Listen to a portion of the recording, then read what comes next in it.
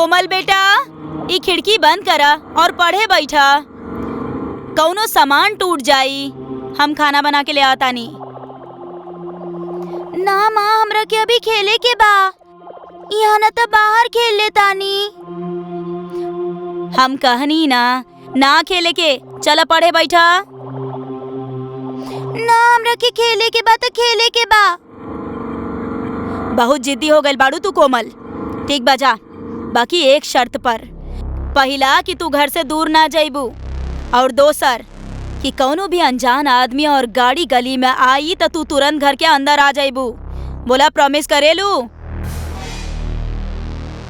पहले आप बताई, आप ऐसा प्रॉमिस काहे ले रहल बानी? काहे कि आजकल बच्चा उठावे वाला गंदा लोग शहर में घूम रहल बाड़े, जे धोखा दे के बच्चन के उठा ले जाले। ऐसे तू प्रॉमिस करबू तबे हम तारा के बाहर जाए दे। बोला, करेलू प्रॉमिस? प्रॉमिस।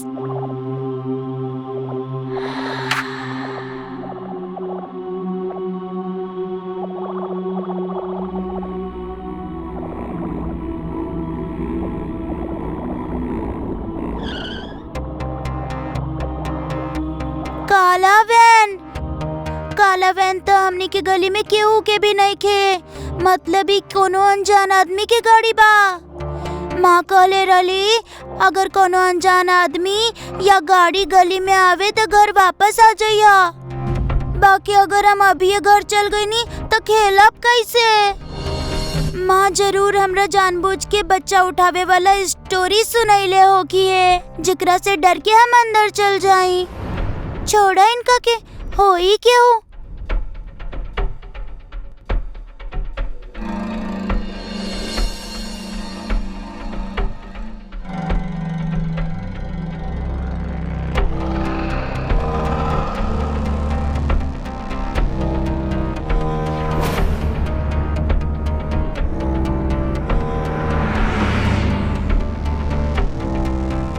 का लगा था तोहरा कितना मिल जाई लड़की के? अबे 10-12 साल के तो बिया, 2 लाख तो मिल ही जाए के चाहिए। मुन्ना, कब तक यार हम ही 2-3 लाख के चक्कर में पड़ल रहा। ई बार कुछ अलग करल जाओ। एकरा कोठा पे बेचे के जगह कोनो करप्ट डॉक्टर के बेच दिहल जाओ। किडनी, आँख, कान, लीवर के कम से कम 8 से 10 लाख तो मिलिए जाई। तोहरा के कैसे पता? पिछला महीना जेल में लंगड़ा गैंग के आदमी मिलल रहल, अब्दुल, उहे बतौले रहल। मगर करप्ट डॉक्टर ढूंढब कैसे? उहे से बात करल जाई। जुगाड़ सेट करे के 2 लाख दे दियल जाई।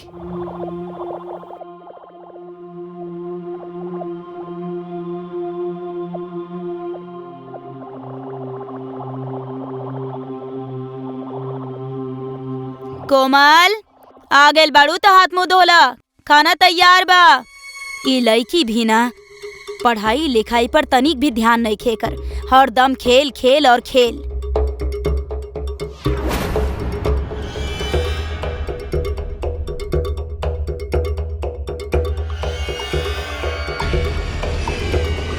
ई चूड़ी तक कोमल के बा। कोमल!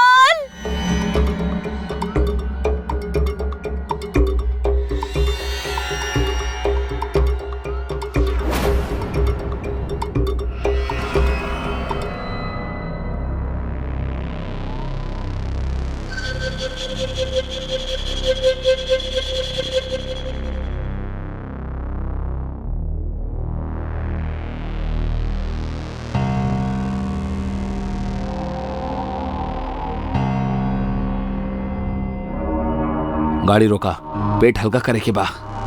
सही टाइम पे रुकोला तू। हमारा भी प्रेशर लागल बा यार। एकर हाथ पैर बांध दी। रहे दा, 2-3 घंटा से पहले ना उठी।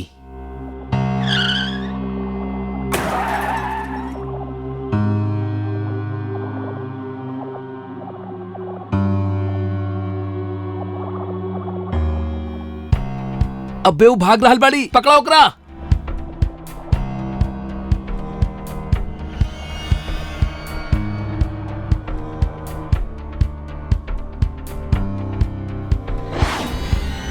ये कहाँ गई? साले हम बोले रहनी कि लड़की के हाथ पैर बांधे खातिर। अबे तो बांध देवे के चाहत रहे, पुछला काहे? चिल्लैबू तो उनकरा के पता चल जाई। लागता उल्लू बना गेल छोकरी। जो नुकसान भइल ओकर का करल जाओ। ई नाता कोनो और बच्चा मिल ही जाई, अपन माँ बाप के अनसुना करके सुनसान जगह पर खेलत हुई, जेकरा के हम जैसन अजनबी किडनैपर्स के पास आवे में कोनो समस्या ना होखेला। अबे गांव के लोग खेत में डब्बा उठावे आवत ही हुई हैं, हमके देख लेनी तब मुश्किल हो जाई। चला यहाँ से।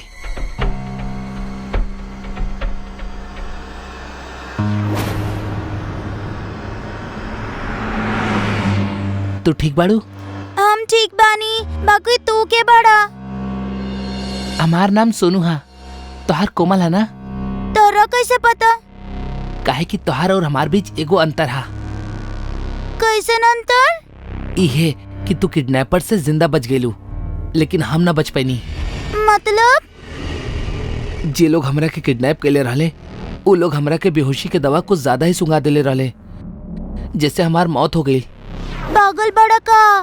तू मरल बाड़ा तो हमरा सामने कैसे बड़ा? हमरा पता बा, मरल लोग कबो भी जिंदा लोगन से मिल ना पावेले।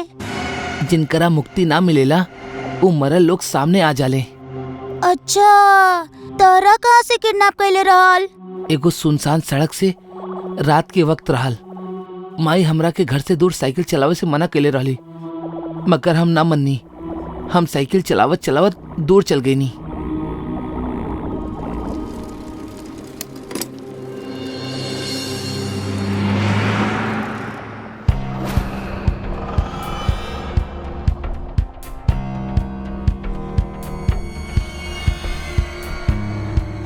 भाई बच्चा तो सांस ही ना ले रहल बा, ई तो मर गई। साले तू ई बार भी बेहोशी के दवाई ज्यादा मिला देला। ई महीना 3 बार तू एक गलती कर ले बड़ा। ऐसा नहीं चलत रहा तो धंधा बंद हो जाई हमनी के। फेंक एकरा के बाहर और साइकिल भी फेंक दा।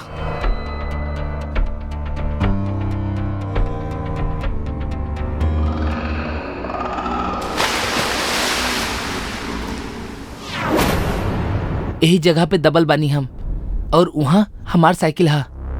तू ओकरा के ले जा। तोहार माँ बहुत रोत अड़ी तोहरा खातिर।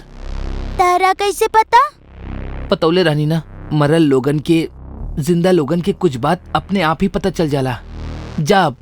मरे से पहले तोहार घर कहाँ रहे?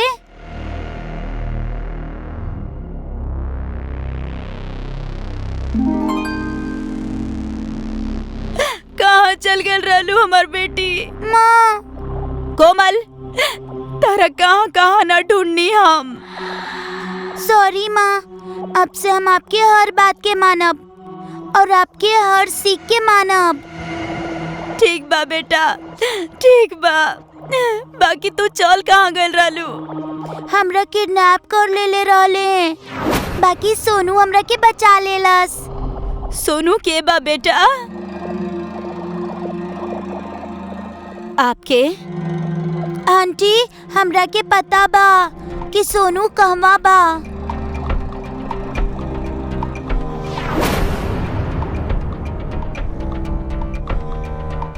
हिम्मत से काम ला सुनीता। सोनू? हम आपके अनसुना कैले रहनी माँ, और ये ओकरे सजा बा जे हम इतना प्यारी माँ से अलग हो गई नी। बाकी हम वादा करे नी, अगला जन्म में कबो माँ के बात के अनसुना ना करब, ना दिन में और ना ही रात में घर से दूर खेले जाइब, और ना ही अजनबियन से बात करब। हम उहे जाइब जहाँ हम पूरा तरह से सुरक्षित होखब। चला तानी माँ।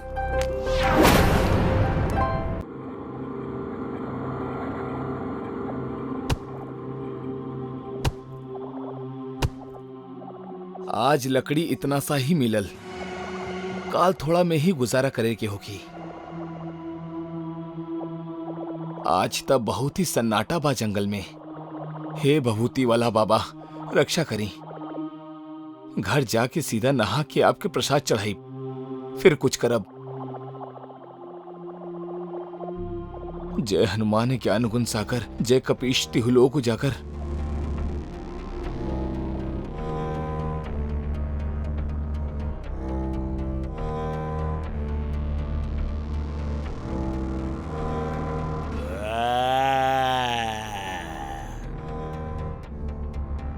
हे भगवान, ये आवाज कैसन?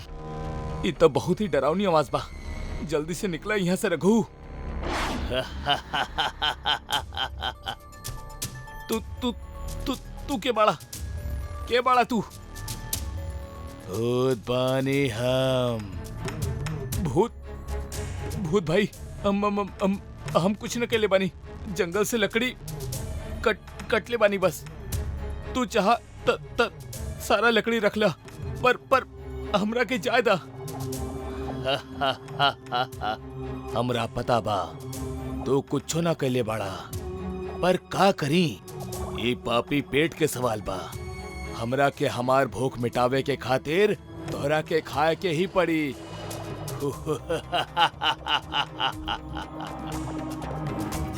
भूत भाई, ये रावण के जैसे हंस के डरावा मत।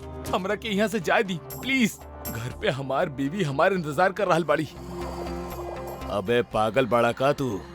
बीवी घर पे पति के आवे के इंतजार ना करेली तक केकर करेली? बकरा के, जकरा ऊ रोज हलाल करेली। हम तहरा के मार के तोहरा के दुखी जिंदगी से तोहरा के आजाद कर दे। ना भूत भाई, कसम लगे हमरा के हमार मम्मी के, हमार बीवी ऐसा नहीं खे। वो तो तब तक कुछ ना खाएली जब तक हम घरे ना पहुंच जाइला। वैसे भी जब तक हम लकड़ी लेके बनिया के ना बेचब तब तक घर में खाए के खातिर कुछ भी ना बन पाई। हम मियाँ बीवी आम जनता बानी भाई, हमनी पहले से ही मरल बानी। अब तो तू मत मारा भूत भाई। तहर कहानी तो सच में बहुत डरावनी बा, हमरा से भी ज्यादा डरावनी। पर का करी? भूत घास से यारी करी त खाई का?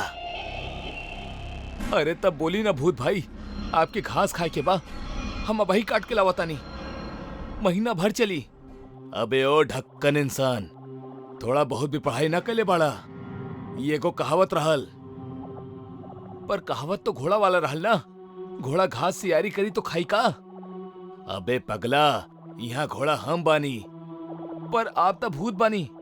अबे ओ इंसान, अपन बात से हमरा के मत करा हैरान। हम पहले से ही बानी परेशान। हमरा के बस भूख लागल बा, हम तोहरा के ना छोड़ सकीला। माफ करिया दोस्त। ये भूत तो हमरा के मारे ही वाला बा। काहे नकरा के खाए के लालच दे दी, शायद बच जाई। एक मिनट भूत भाई, हमार बात सुन ली, फिर तू चाह तो हमरा के खा लिया। जल्दी बोला। अगर तू हमरा के छोड़ दे बा तो हम रोज तोरा के खातिर खाना लेके आई, मम्मी कसम। ये डील तो अच्छा दे रहल बा, लेकिन अगर तू वापस ना आइला त हम अपना घर के पता देता नहीं ना भूत भाई। हम ना आईनी तो तू हमरा घरे आके हमरा और हमार बीवी दोनों के खा लिया। तहार बात तो सही बा, पर हमार पास ऐसे भी बढ़िया आइडिया बा। सुना, अगर तू हमार भूख मिटा देला ना तो हमहू तोहरा के कुछ ऐसन देहब जैसे तोहार गरीबी कुछ ही दिन में दूर हो जाई। बोला का बोला तारा? हम तो बोल ही देहब, पर तोहरा के कैसे पता कि हम गरीब बानी? अबे जौन इंसान बनिया के लकड़ी बेच के घर चलावेला वो का कहीं के राजा महाराजा होई बात करेला। लेकिन हाँ, एक बात ध्यान रख लिया, अगर कल तू खाना ना ले आईला तब तू और तोहार बीवी दोनों गईले। ठीक है रावण भाई, मतलब भूत भाई, हम समझ के नहीं। हम पक्का कल खाना लेके आई। ठीक बा, जा। पर अब वहीं कुछ खाए के बा का तोरा पास? जी ई चना बा। लावा दा यार, आज नहीं से काम चलावे के पड़ी, पर कल पक्का। हाँ जाब। चना अच्छा बा। जी जी भूत भाई, बाल बाल बच गई नहीं।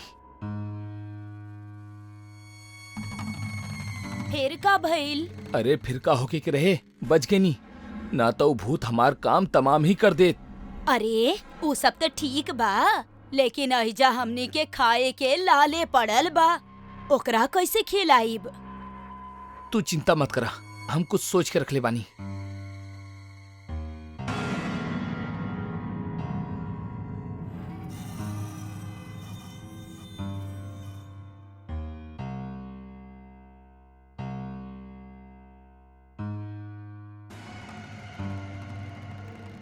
बहुत तबाही मचा के रख ले बाड़ा ना तू लोग। हमार सारा खाना चट कर जात रहला। अब देखिया बेटा, हम तू सबके कैसे चट करवाई। अरे यहाँ केकरा से बात कर रहल बड़ा? भूत भाई के खाना से। हमरा के पता रहे आप बड़ी होशियार बानी, यही से तो आपसे शादी कैले रहनी हम। हमरा पता बा तू हमार खून पिए खातिर हमरा पे बटर लगा रहल बाड़ू, पर कोनो बात नहीं खे। तहारी बानी आवा तानी भूत भाई के खिला के, ओकर बाद काम पे जाइब हम।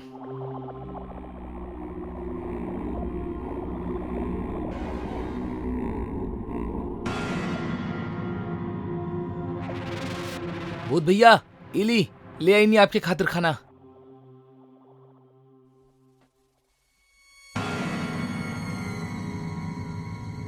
भूत भाई हम जाई का? हम तहार ईमानदारी से बहुत खुश बानी। इला तहारी नाम।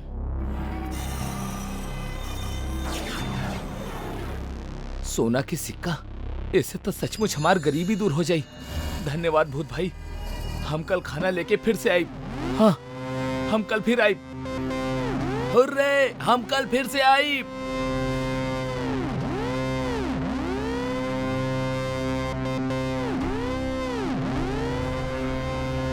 हे गुलबिया, देखता सोने के सिक्का।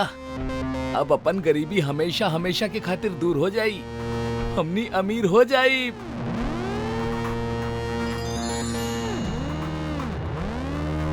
बाकी देलस के? अरे और के दी, भूत भाई दिले बाड़े। असली बाना? अरे 100% असली बा। इंसान धोखा दे सकेला, भूत ना। अच्छा छोड़ा ई सब, तू चूल्हा जलावा। हम एकरा सुनार के यहाँ बेच के कुछ खाए खातिर लेके आओ तनी।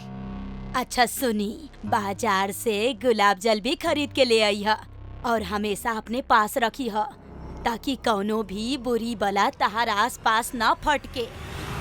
ठीक बा।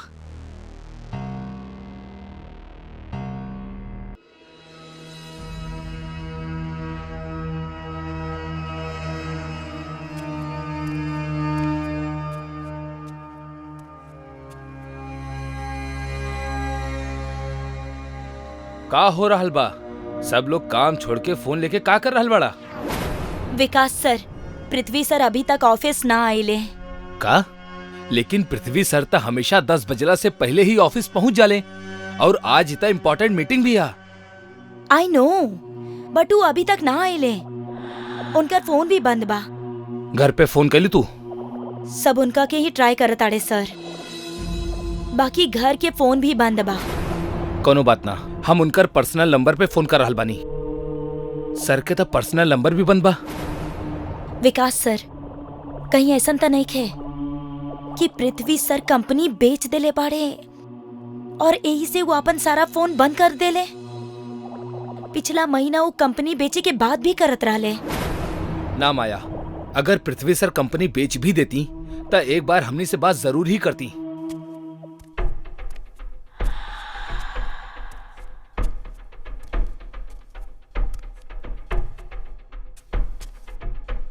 इस सही कहा राल बिया मिस्टर। नाम कहा तोहार? माया। और तोहार? विकास। मिस्टर विकास, मिस माया सही कहा राल बानी। पृथ्वी जी ई कंपनी हमरा के बेच देले बाड़े और अपना पूरा फैमिली के साथे ऊ हमेशा हमेशा के खातिर अब्रॉड चल गए बाड़े। आज से ई कंपनी और तू लोगन के नया बॉस हम बानी, रतन कुकरेजा।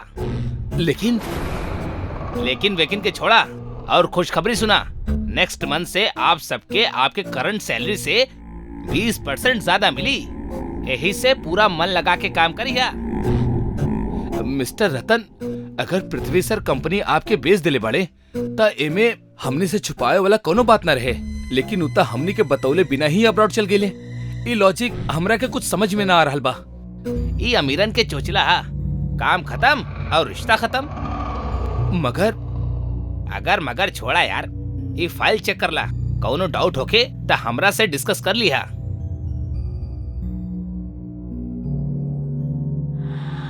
सब ऑर्डर में? हाँ जी। गुड।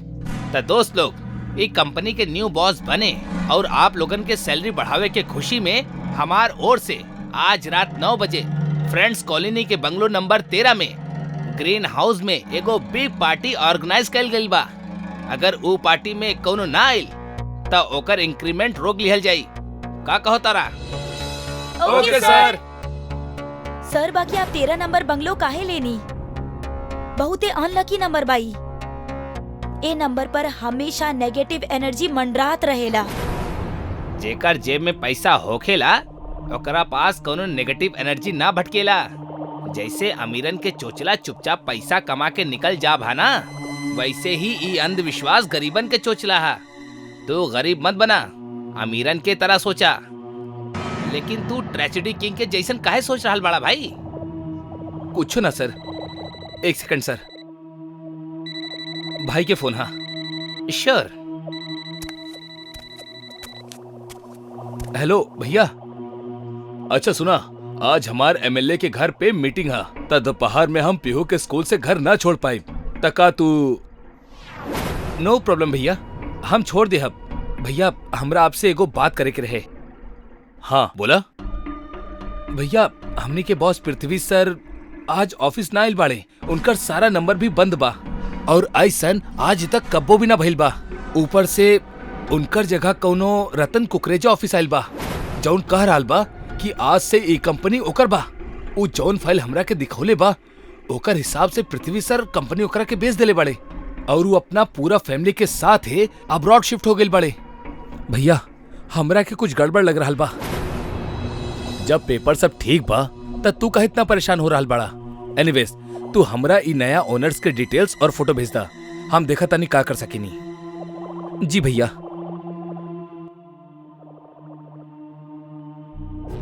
और हाँ, ये फोटो के यहाँ से हटा के एकर जगह कोनो दूसर फोटो लगा दा। आई थिंक यहाँ हमने के ग्रुप फोटो होके के चाहिए। का कहेले आप सब लोग? गुड आइडिया सर। हमार आइडिया के सपोर्ट करे के खातिर थैंक्स। चला फिर एगो बढ़िया सा ग्रुप फोटो हो जाओ।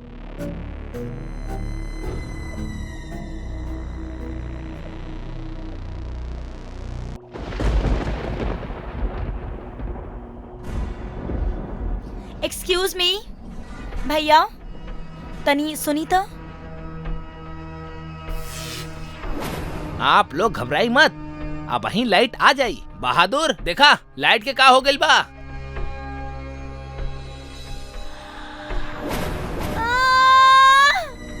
भूत भूत भूत।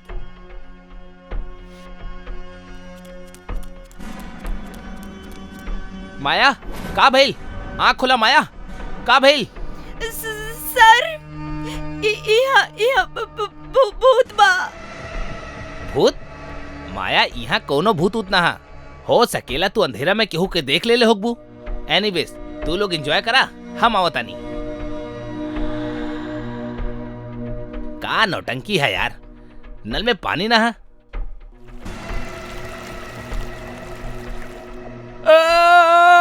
खून खून।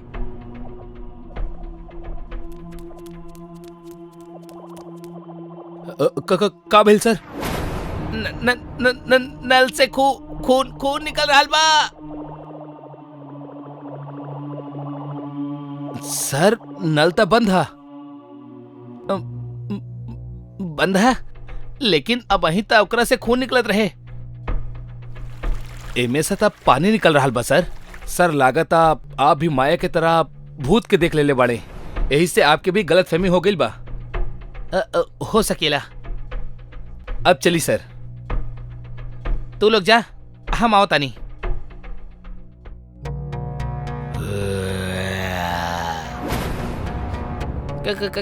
के हा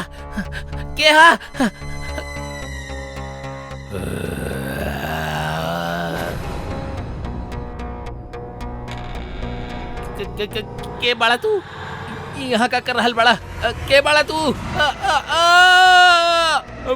हमरा के छोड़ दा, जा दा हमरा के छोड़ दा। बचावा बचावा।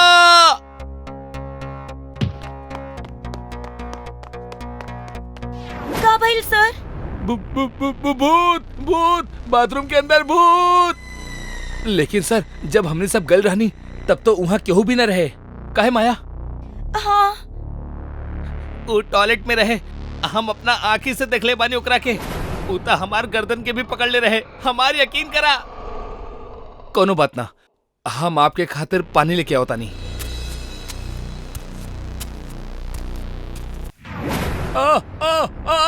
बचावा बचावा बचावा।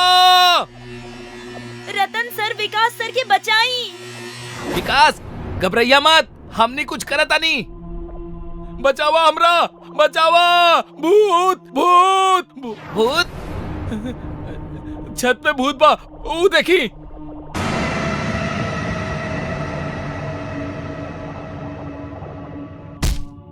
विकास सर हम कहले रहनी ना आपकी बंगलो अनलकी बा। अब तो यकीन भइल ना आपके?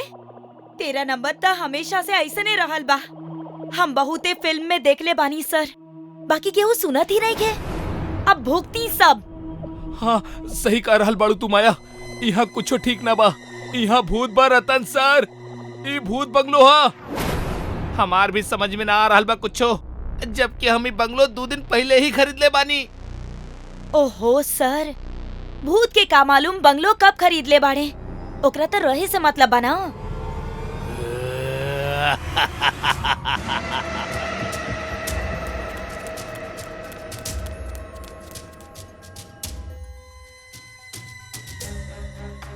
तू हमरा और हमार परिवार के काहे मरला, काहे मरला?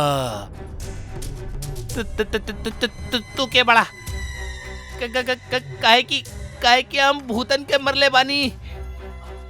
हम पृथ्वी बानी। पृथ्वी हमरा के माफ कर दा। काहे मरला हमरा के? ताहर बिजनेस हथियावे के खातिर तोहरा के मार देनी हम, और ताहर फैमिली लीगली हमार काम में अड़ंगन ना डाल पाओ, यही से उनकरा के भी मार देनी। हम तब भूत बन गइल बानी, लेकिन तू हमनी के अलावा और कितना लोग के मरले बाड़ा? ई बंगलो के मालिक के और अपना पिछला बिजनेसमैन पार्टनर और ओकर भी फैमिली के मार देले बानी। प्लीज हम हमरा के छोड़ दा, माफ कर दा। हम हमरा से बहुत बड़ गलती हो गई हमरा से। हमने के आत्मा भटक रहल बा, हमने के मुक्ति चाही। बतावा तू सबके शरीर कहाँ छुपा के रख ले बाड़ा? बतावा नाता तहरा के हम मार दे। बतावा। हम सब लोगन के मार के ई बंगलो के बैकयार्ड में दफन कर देले बानी।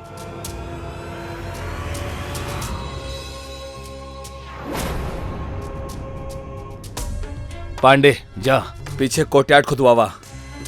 तू लोग के बड़ा? शौक लगल? विकास हमार छोट भाई हा और ई तहार बारे में हमरा के बतौले रहे। तहार फोटो देखा थी, हम तहरा के पहचान गल रहनी रतन कुकरेजा कि तू वही शैतान बाड़ा जौन लोगन के बड़ा चालाकी से पार्टनर बना के उनकरा मार के उनकर बिजनेस हथिया लेवेला। तहरा पकड़े के खातिर हमनी ई सब भूत वाला नाटक के लिए बनी, विकास के उल्टा भी टंगनी। तू सारा सबूत दे देले बड़ा। अब तोहरा के तहार कुकर्म के सजा मिली, तोहरा के फांसी होई, फांसी।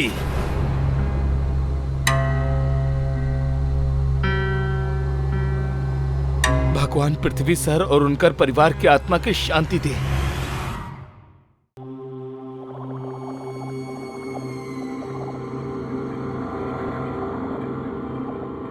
भाई जी, ई रहल कल की शादी से आयल सामान के पूरा लिस्ट। तू सब ठीक से चेक कर ले बाड़ा ना? कुछ छूटल तो ना? भाई जी, आप छूटे की बात करता नहीं। यहाँ तो 10 थाली, 20 चम्मच, 2 चादर और 1 तकिया पे पूरा बाराती मोर्चा मार गेले। जब से हम ई पार्टी ऑर्गेनाइज करे के काम शुरू कैले बानी ना सोनू, तब से एक बात तो पता चल गई। पूछा का? पूछ लेनी, बताई का? बचपन में हम अड़ोसी पड़ोसी के घरे में अलग अलग प्लेट गिलास देख के हमेशा हैरान रहत रहनी कि इनकर बर्तन अलग अलग काहे बा, कोनो शौक हा या फिर आदत। लेकिन अब जाके पता चलल कि ई ना तो शौक हा ना आदत, ऊ तो ऊ बर्तन शादी बारात में जाके इकट्ठा के ले बड़े। मतलब दुनिया के ई आदत बाबा आदम के जमाने के हा।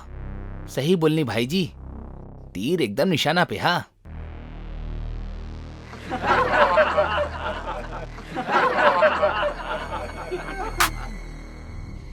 Excuse me.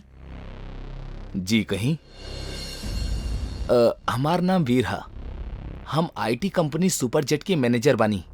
हमरा अपना कंपनी के खातिर आपके हॉल में पार्टी ऑर्गेनाइज करवाए के बा। जरूर करवाई। बस इतना बता दें कि लोग कितना हुई हैं और पार्टी कौन दिन करवाए के बा। पार्टी कले करवाए के बा और लोग करीब 100 के आसपास तो होबे करी हैं। खाना और डेकोरेशन ऐसन होके के चाहिए कि हमार बॉस खुश हो जाओ बस। अरे आप टेंशन मत ली, हमार खाना और डेकोरेशन दोनों लाजवाब बा। आपके 100 के 100 लोग खुश होके ही जाई हैं। बस आप एडवांस दे दी। डेकोरेशन और खाना मिला के 15 लाख रुपया होगी। आपके 20% एडवांस लागी। ठीक बा, आप ही 5 लाख रखी। चला सब कुछ समय से पहले ही रेडी हो गई।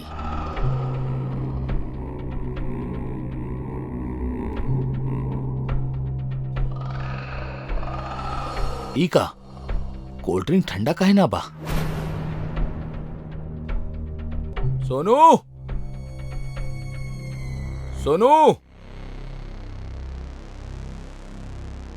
ये फ्रिज में पानी और कोल्ड ड्रिंक ठंडा काहे ना हो रहा बा? माफी भाई जी, हम आपके बताओ भी भुला गए नहीं कि फ्रिज खराब हो गई बा। माफी के बच्चे, आज पार्टी बा और तू बताओ भी भुला गेला कि फ्रिज खराब बा। अबे बूढ़बा कहीं के ध्यान कहाँ रहेला तोहार? नवा नवा काम के बैंड काहे बजावे पे तुलल बाड़ा यार। अब पार्टी में जौन गेस्ट आई हैं उनका कोल्ड ड्रिंक ठंडा पानी कैसे पिलाए हम बताओ हमरा। भाई जी आप गुस्सा मत होखी, हमार पास एगो जुगाड़ बा। स्टोर रूम में एगो बहुत पुराना फ्रिज रखल बा जौन चालू हालत में बा। आज हम वही से काम चला लेता नहीं, कल बदल ले जाई। का कहता नहीं भाई जी? एके अलावा हमार पास कोनो और भैंस के चाराहा का जौन पूछा तारा का कहा तारा भाई जी। चला स्टोर रूम दिखावा फ्रिज हमरा।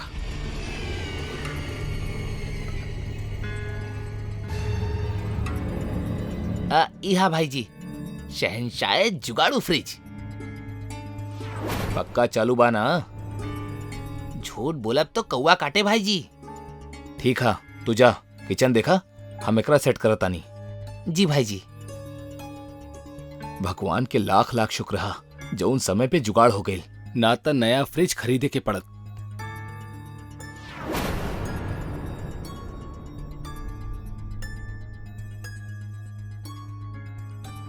खोला खोला, हमरा बाहर निकाला, ना तो हम मर जाए। हमरा बाहर निकाला, हमरा बाहर निकाला, हम मर जाए। खोला प्लीज। ये आवाज तो फ्रिज के अंदर से आ रहा बा, मगर ओमे तो हम कोल्ड ड्रिंक्स रख ले रानी, ओकर अंदर तो केहू ना हो सकेला। फिर ये आवाज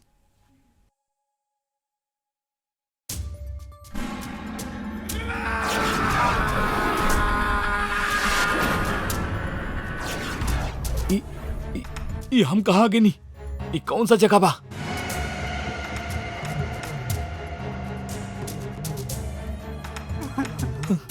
भाई साहब सुनी, भाई साहब आप रोत काहे बड़े के बड़े आप?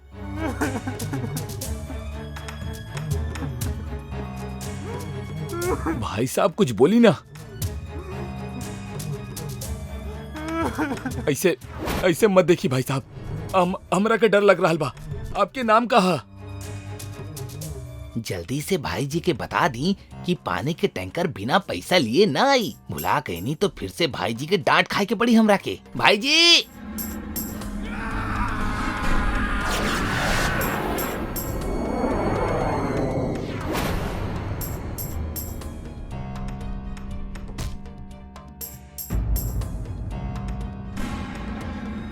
भाई जी,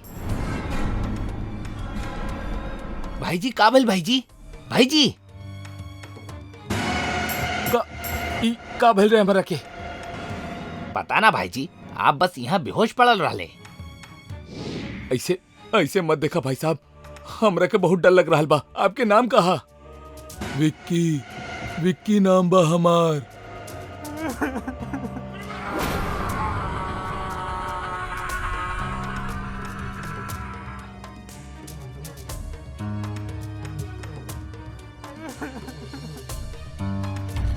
का सोच रहल बनी भाई जी? कुछ ना, खाना रेडी भइल। खाना तो रेडी हो गइल बा भाई जी, पर वो पानी के टैंकर वाला पिछला बकाया भी मांग रहल बा। हाँ ठीक बा, इला केहू और के भी बकाया होके तो उहो के चुका दा। जी भाई जी, पर आप? हम ठीक बानी, तू जा। काम तो अच्छा भइल बा, का कहा तारा? वाकई डेकोरेशन गजब के बा, बस खाना भी डेकोरेशन जैसे नहीं होके चाहिए।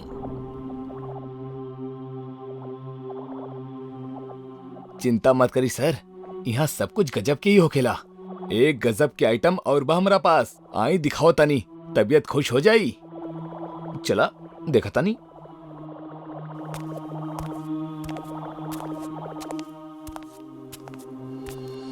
ये देखी सर। वाओ, ये फ्रिज तो एंटीक पीस लग रहा बा। मदनी फ्रिज के एंटीक दिखा भी फ्रिज के खासियत था या कुछ और भी खासियत बा में? ये फ्रिज के पीछे एगो कहानी छुपल बा, वो बहुत खास है। कौन सा कहानी? विक्की के तो जानती ही होंगे आप लोग।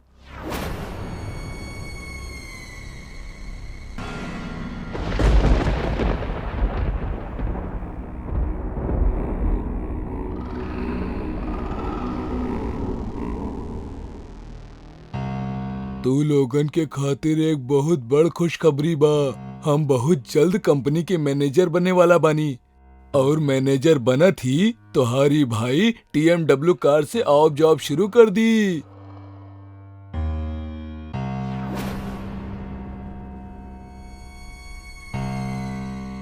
ये तो बहुत खुशी के बात बा, काहे दोस्त लोग? हाँ, चीयर्स। विक्की, तू मैनेजर बना थी, हमनी पे रौब तो ना झाड़े लग बा ना?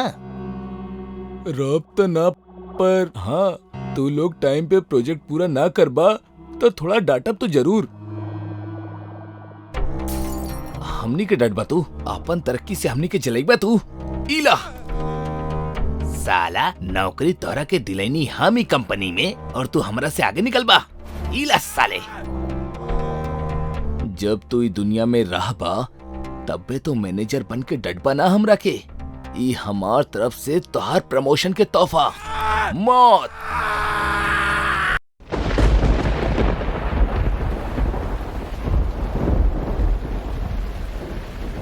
परेशान मत होखा नीता, सब ठीक हो जाई। कुछ ठीक ना होके वाला तेज, कुछ ठीक ना होके वाला। निराश होके के जरूरत नहीं है नीता।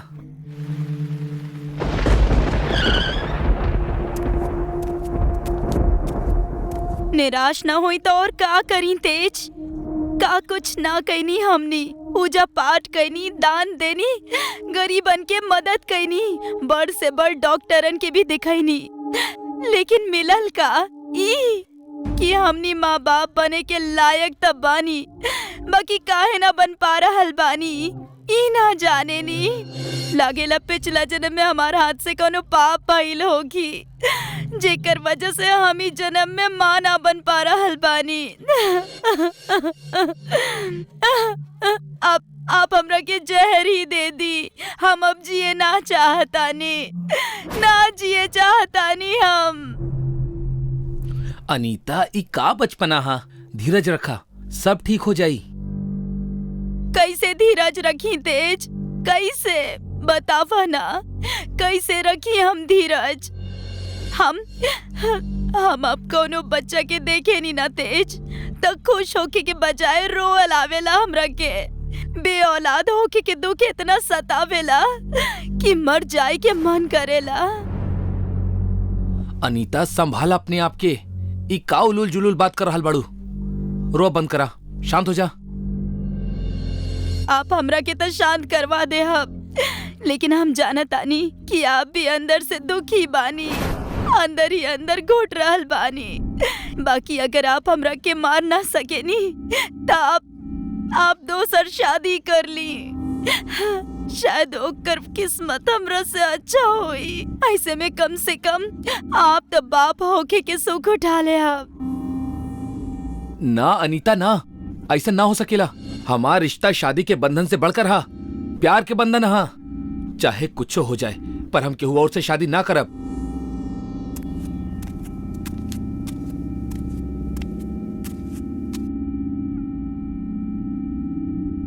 पानी पिया। ठाकुर जी, अगर आप लोग बुरा ना मानी तो हम एगो बात बोली। बोला। जीऊ, गांव के बाहर शमशान में एगो तांत्रिक बाबा आके बैठल बाड़े। हम सुनले बानी कि वो अपन शक्ति से सबके दुख दर्द दूर कर देवेले। हमरा के पूरा विश्वास बा कि उनकर आशीर्वाद से आपके संतान के सुख जरूरे मिली। बस इहे कहे के रहे ठाकुर जी। तहार जुबान कुछ ज्यादा ही चले लागल बा भावना। के हक देलस तरह के हमनी के बातन के बीच में बोले के? चल भागिए जैसे। काहे डांट रहल बड़ू बेचारी के नीथा? ई त तहार भला ही चाह रहल बाड़ी। जब इतना लोग के मनले बाड़ू त एकर बात माने में कौनो हर्ज नहीं खे। मिल लेहल जाओ तांत्रिक बाबा से, हो सकेला उहे कोनो चमत्कार कर दे। बाबा जी रात के समय ही मिले लें।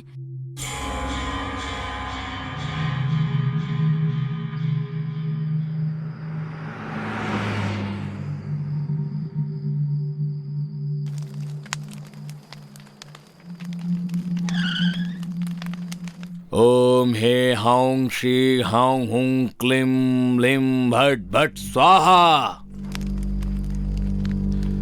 ओम हे हां श्री हां हुं क्लीं लिं भट भट स्वाहा। का चाही तोहरा के? काहे आयल बड़ा हमरा पास? बाबा, हम संतान पाए के इच्छा लेके आयल बानी आपके लगे, जेकरा खातिर हम हर दरवाजे पे नाक रगड़ चुकल बानी, मगर हमार हाथ सिर्फ निराशा ही लागल बा। अब आप ही हमनी के आखिरी सहारा बानी बाबा। बाबा के घर जे केहू भी आवेला वो कब्बो खाली हाथ ना जाला। तोरा संतान चाही? ठीक बा, दे दिहब हम तोरा के संतान। और कुछ? आप सच कह रहल बानी ना बाबा? बाबा कब्बो झूठ ना बोलेला मूर्ख औरत। अगर तोरा के इतना ही संदेह आता, रास्ता तोहर सामने हा। जैसन आयल बड़ू वैसे ही लौट जा। ना ना बाबा, हमार मतलब ऊ ना रहे। आप जौन कहब ऊ हमनी करब। अच्छे से सोच ला, अब ही समय है। कहे कि एक बार हमार बतावल रास्ता पे अगर तू दोनों आगे बढ़ गईला त लौटब संभव ना हुई। आप रास्ता बताई बाबा, का करे के हुई हमरा के? बलि देवे के होखी। बलि? हम तैयार बनी बाबा, बताई बलि बकरा के देवे के बा या मुर्गी के? बाबा पहले ही कहले रहल कि रास्ता कठोर है, तू लोगन से ना हो पाई। हम समझी नहीं ना बाबा। त समझा, बलि बकरा या मुर्गी के नहीं खे, एगो इंसान के होखी। इंसान के बलि? इंसान के बलि? हाँ, इंसान के बलि, एगो लड़की के बलि, और उहो ऐसन लड़की के जेकर जन्म अमावस्या के दिन भइल बा। लेकिन हम ऐसन लड़की के ढूंढब कैसे बाबा? ओकरा खातिर त हम बानी ना। ओम ह्रीं क्लीं भट स्वाहा। ए लड़की के लेके आवा हमरा पास, ई तोहार आस पास ही रहेली। इता हमार नौकरानी भावना है बाबा। इहे तो हमरा के आपके पास भेजले बा। एकर बलि हम कैसे दे सकेनी? कहले रहनी ना, रास्ता कठोर है। कठोर हो जाइबा तो ही संतान का सुख मिली। जे रास्ता दिखौले बा उहे तू लोगन के नियति हा।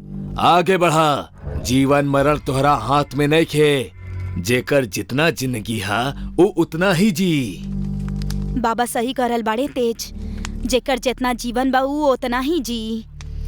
हमनी त केवल बहाना होई, और फिर ऐसन करके हमनी के संतान के सुख मिलेला त गलत का बा?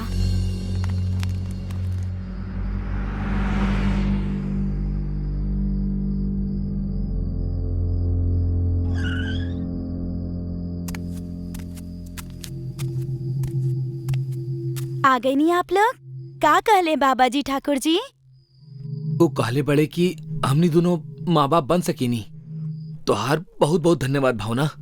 तू बहुत अच्छा कैलू हमन के तांत्रिक पापा के पास भेज के। अगर लड़की भइल तो ओकर नाम हम तहार नाम से मिलत जुलत ही रखब, भाविका। आपके मेहरबानी ठाकुर जी, जे आप ही गरीब के इतना मान दे रहल बानी। आप लोगन के काम हो जाए बस, हम गांव भर में प्रसाद बांटब। भावना, हम तारा साथे बहुत बुरा बर्ताव कैले बानी, हमरा के माफ कर द। अरे रे रे, ई आप का करल बानी ठाकुराइन जी? माफी मांग के हमरा के शर्मिंदा मत करी। अच्छा, हम चलत आनी, बहुत देर हो गइल बना। हमार बच्चा लोग हमारे इंतजार करत होई हैं। 1 मिनट भावना, ई सब सिर्फ तोहार वजह से ही हो रहल बा।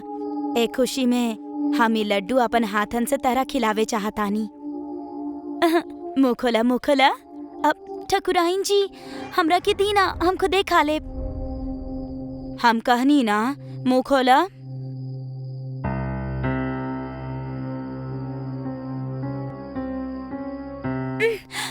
ठकुराइन जी, हमरा के चक्कर आ रहल बा। लगता हमार बीपी कम हो गइल बा। कौनो बात ना भावना, तू ऐजा बैठ जा, तनी सा आराम करके चल जाइहा।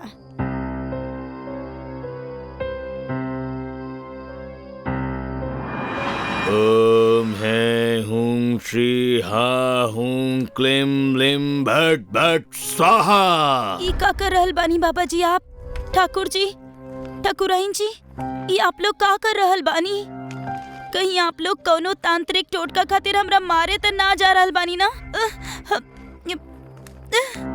ना ना, ई गलत बा, ऐसन मत करी। हमरा के मत मारी, हमार छोट छोट बच्चा बा, वो हमारे इंतजार कर रहल होई है। हमरा के जाए दी। ठाकुराइन जी, अपन बच्चा खातिर हमर बच्चन के अनाथ मत करी। बस करा लड़की, तोरा शैतान एगो नया सृजन के खातिर चुन ले बा। तोहरा के तो खुश होके के चाही, खुश हो जा।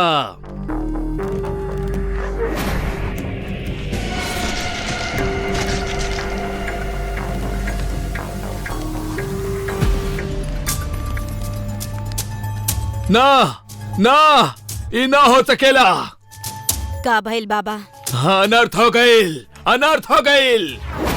अनर्थ? कैसन अनर्थ बाबा?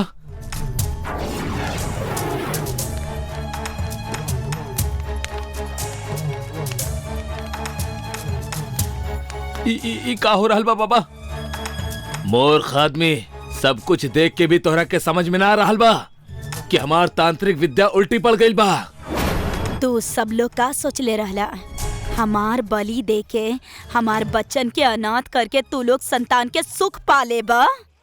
ये हमार गलती रहे जे हम तोहनी लोगन के ई ढोंगी तांत्रिक के पास भेजनी। पहले हम मरनी और अब तू सब मरबा। ना, हम तोहरा के ऐसा ना करे देहब। ओम हैंग हुंग श्लिंग हांग हुंग क्लीम ब्लीम भट स्वाहा। ना भावना, हमनी के माफ कर दा। हमनी संतान के चाहत में अंधा हो गइल रहनी, माफ कर दा हमनी के। अच्छा कर्म करे वालन के भगवान मिले ले, और बुरे कर्म करे वालन के अकाल मृत्यु। अनीता!